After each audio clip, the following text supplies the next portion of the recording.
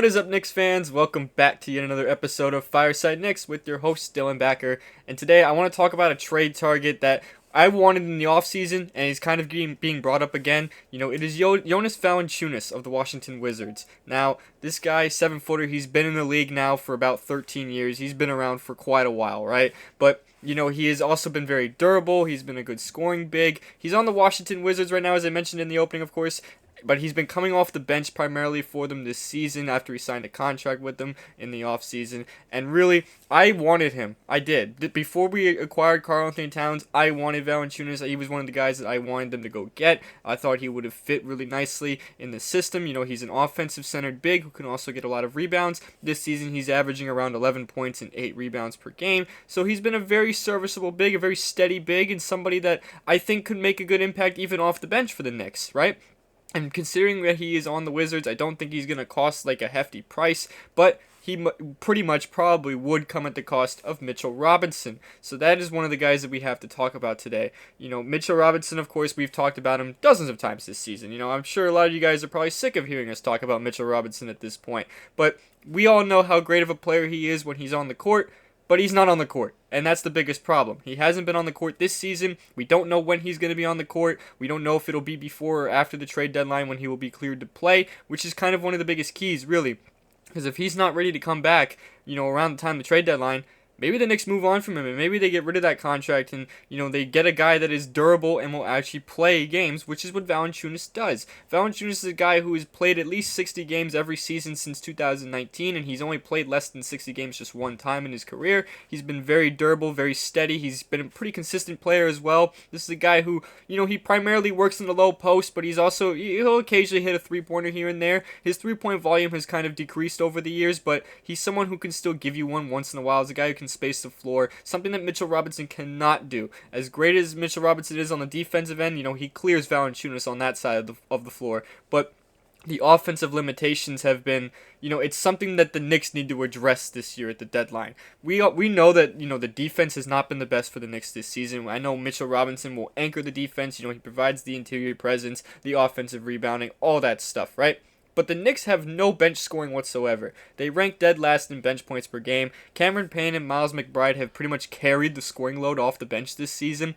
Precious Achiuwa's gotten a couple of decent games where he's giving you like a good 6 to 10 points, which is fine, but we know he's not giving us that on a consistent basis, and we're not going to be asking Precious Achiuwa to score a whole lot. So if you bring in Valanciunas, you're getting a guy who is averaging 11 points per game off the bench. Now, I'm not saying he's going to continue to average 11 points if he were to come to the Knicks because, the Knicks obviously have a lot more offensive firepower in the starting five than the Wizards do. That's not even a comparison really at all. So, if Valanciunas could come in and, give us a good, 8 to 9 points per game or something like that, with some good rebounding, some good offensive movement with the bench, a guy that can actually give you size as well, because the Knicks don't have any size off the bench. Precious Achiuwa, as I just mentioned, he's the backup center, but he's undersized. He's 6'8". Jericho Sims had the opportunity to be the backup center, and he missed that opportunity because he played so poorly. He played horrible, and now the Knicks are looking to trade him.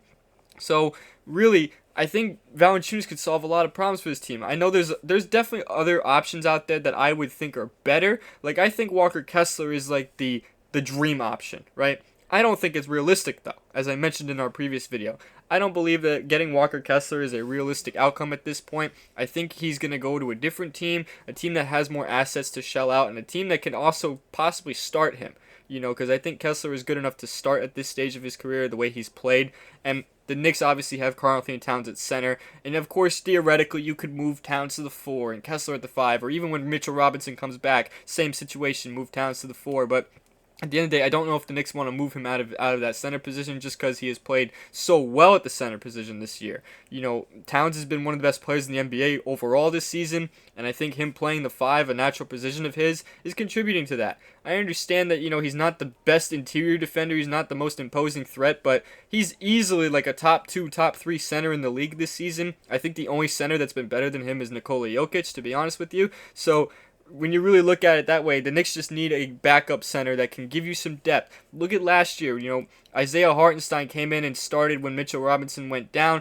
That's an example right there of having a good backup center that can come in and provide an impact whenever. Karl Anthony Towns is dealing with a thumb injury right now, and thankfully he's able to play through it.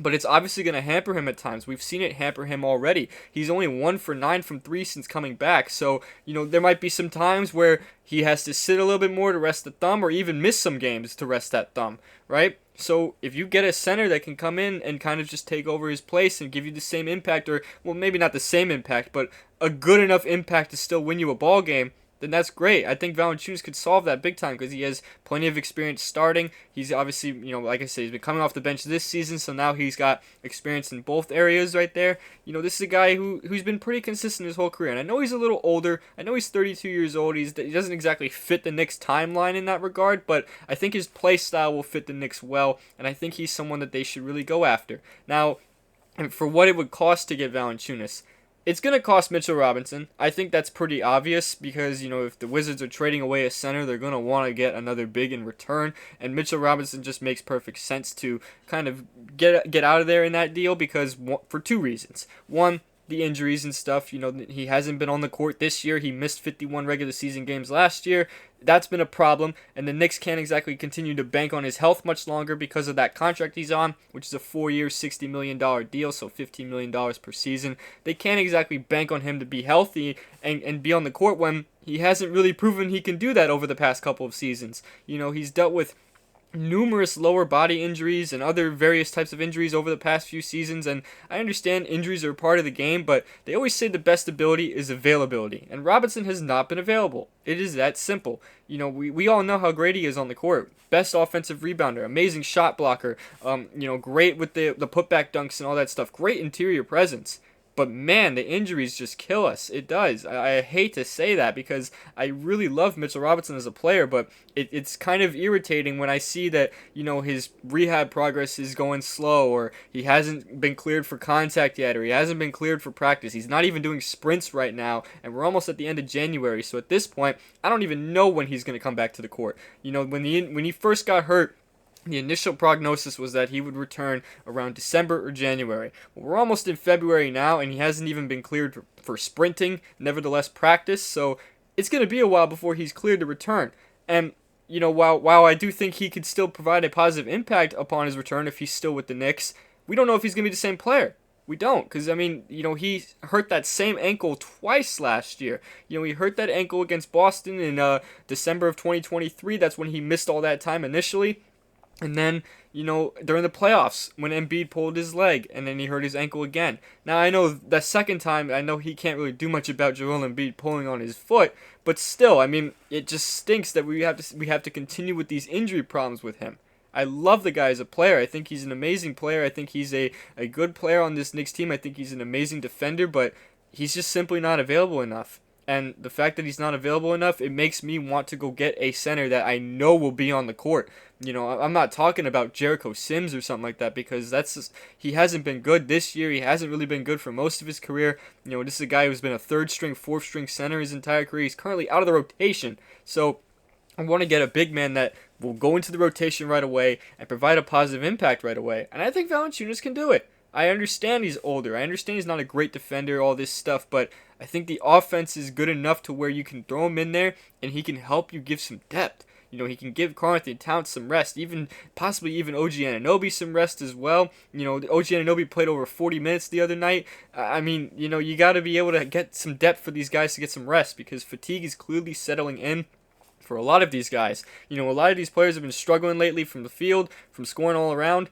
I think Valanciunas can not exactly, provide the same level of scoring. That's not what I'm trying to say. I'm not trying to say that he's going to be coming in and putting up 30 points. No, not at all. But he can come in and give you some depth and some insurance. A cool like 8 to 10 points, as I mentioned, some good rebounds as well. He can give you 20 to 25 minutes a game as well because it seems like none of our backup bigs can even give us that type of length anymore. So I think he would be a great fit. I do. And he wouldn't be too expensive. Yes, it would come at the cost of Mitchell Robinson and probably a pair of 2nd-round picks, as I saw James L. Edwards of The Athletic mock trade proposal. So, I really do think that it's going to be some kind of price like that. I don't think he's going to cost any 1st-round picks or anything like that. I don't think at this stage of Valanciunas' career he's really valued like that on the market, but who knows? I could end up being completely wrong.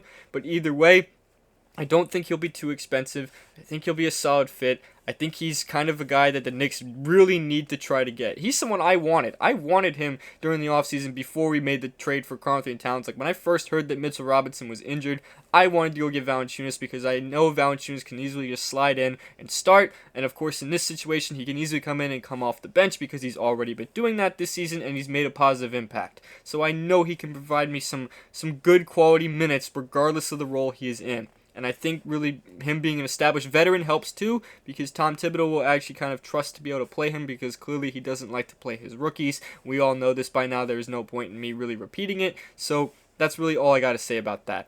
I don't have much else to say about it, though. I am intrigued to see what the Knicks are going to do at the trade deadline. I do think that while I've been saying that they're not going to make an eye-popping move, I think they're going to do something. I would be a little shocked if they did absolutely nothing at the trade deadline. So I think Valanciunas is one of the guys that the Knicks really need to target. I think he's a very realistic option, too. You know, he's not a... Of course, it's not like a superstar acquisition, but you're not going to make another one of those. You're going to be getting a depth piece, and I think getting someone like Valanciunas is a good depth piece. I think it would be a good one to go after. It's someone you should probably keep your eyes on and try to make a play for, because I think he could be a good fit, and I think he could really, fit in nicely and give us some much needed depth and insurance. That's really all I gotta say, though. I do think this is a good place for me to wrap it up. So we really hope you guys enjoyed this video. Let us know what you think about Jonas Valanciunas or Mitchell Robinson or any other trade deadline stuff in the comment section below, because I would love to hear about it and talk about that with you guys. You can follow us on all of our social media platforms. We're on TikTok, Twitter, Instagram, Facebook, and of course this YouTube page that you were watching the video on. You can follow my personal Twitter account. It's right there on the screen. And I will see you guys in the next episode of Fireside Knicks. Peace out.